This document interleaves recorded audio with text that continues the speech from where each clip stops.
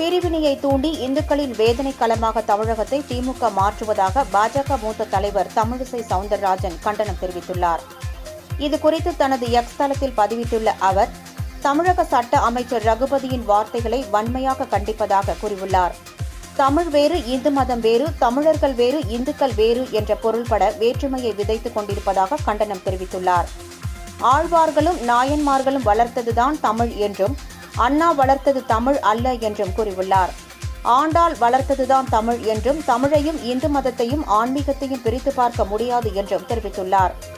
இப்படி தொடர்ந்து பிரித்து ஆளும் கொள்கையை மக்கள் ஏற்றுக்கொள்ள மாட்டார்கள் என்றும், உங்கள் முதலமைச்சர் எத்தனை முருகன் கோவில்களுக்கு சென்றிருக்கிறார் என்று சொல்ல முடியுமா என கேள்வி எழுப்பியுள்ளார்.